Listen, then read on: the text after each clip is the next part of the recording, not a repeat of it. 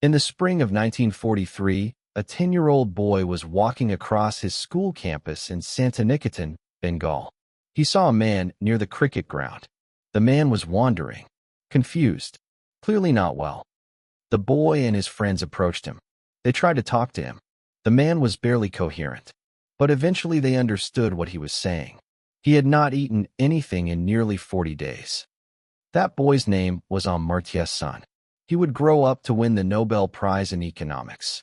And the question he spent his entire career trying to answer, the question that began on that school campus in 1943, was this: how does a famine happen in a place that has food? Because Bengal in 1943 had food. The harvest that year was adequate. The rice was there. And 3 million people starved to death anyway.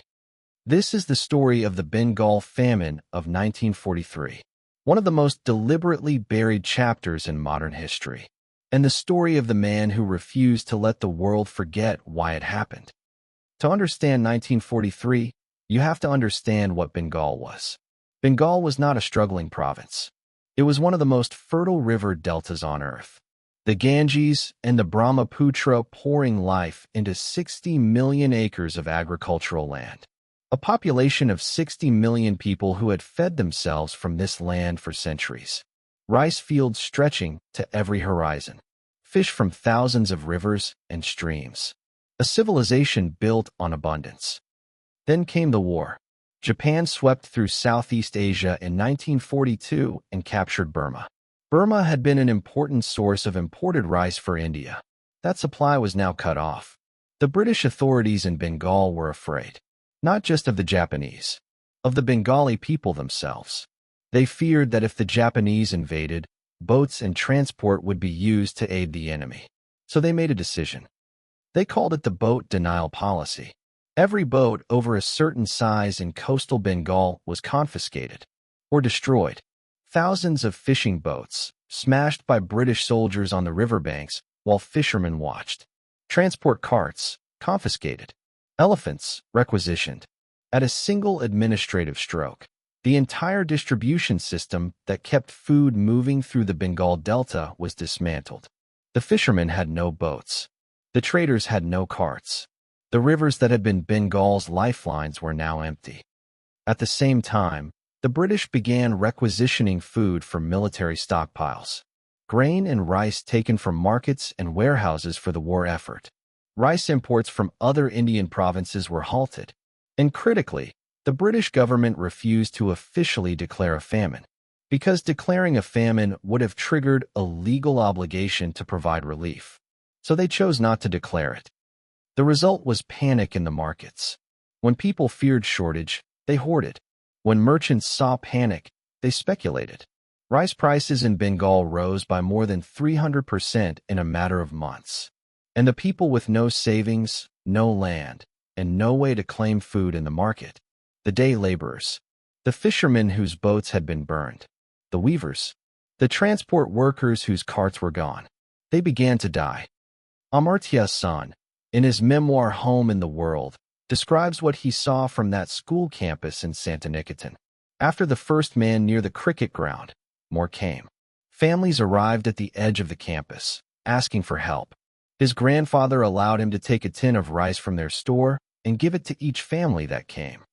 He remembers standing at the gate, family after family, each one receiving a tin of rice, each one moving on. The continuous cries for help, from children and women and men, ring in my ears even today, 77 years later. Those are his exact words, written in 2021. 77 years later. The cries never stopped. By May 1943, district officers across Bengal were sending urgent telegrams to Calcutta. People are dying. Send food. The same message, week after week. By summer, the rural poor were abandoning their villages entirely. 100,000 people. 150,000 people, walking toward Calcutta, carrying nothing, having already sold everything, their cattle, their tools, their children's future. The Famine Inquiry Commission later recorded that many victims found on the streets of Calcutta were so emaciated they resembled, in the commission's own words, living skeletons. Corpses lay scattered across the pavements, bodies by the roadside, skulls and bones left where people had fallen and nobody had come. The famine was being censored. The British had implemented wartime press restrictions. Bengali newspapers were heavily controlled.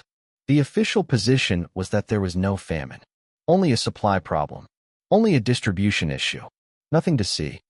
On the 22nd of August 1943, Ian Stevens, the editor of the Statesman newspaper in Calcutta, made a decision that changed everything.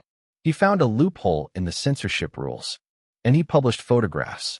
The paper sold out the same day. For the first time, people in Britain could see what was happening in one of its own provinces. The famine was now impossible to deny. And Winston Churchill? He had known for months. His war cabinet had received detailed reports from the Viceroy of India. The Viceroy had written that the situation was of extreme urgency. He had demanded food imports. Churchill refused. Churchill's own Secretary of State for India, Leo Amery, pleaded with him repeatedly for emergency relief. The Viceroy of India demanded food imports as a matter of extreme urgency. The Commander-in-Chief of British forces in India formally requested relief. The Supreme Commander of Southeast Asia formally requested relief. All of them were refused or ignored for months.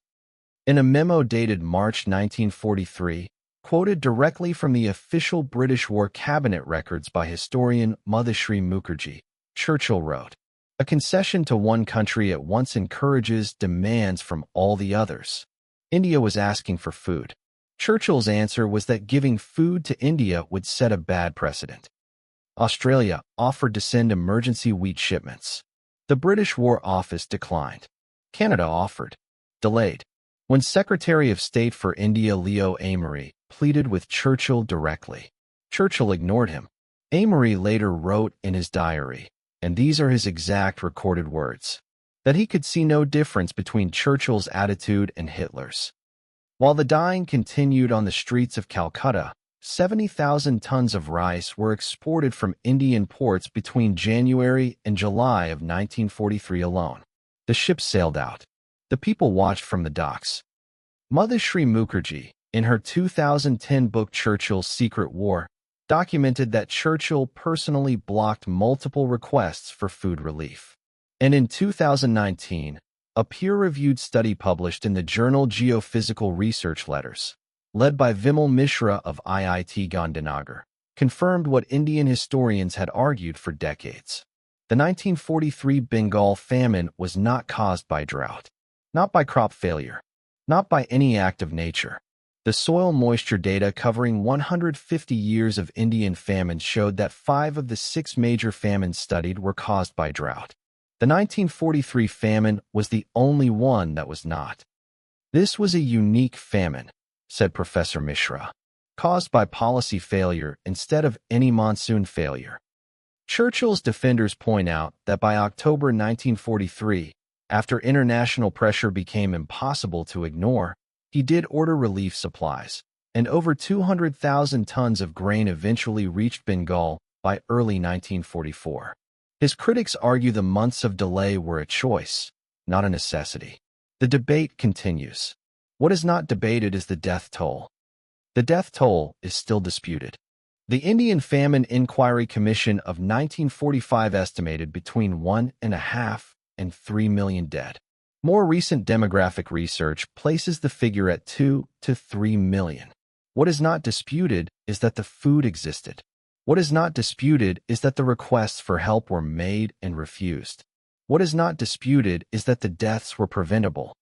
There is one more thing that history records. In 1874, Bengal had faced a similar threat of famine.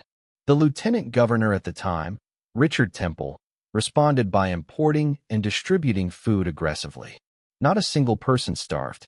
The British government criticized him harshly for the expense. They called it wasteful. They said it was unnecessary, and they dismantled his system.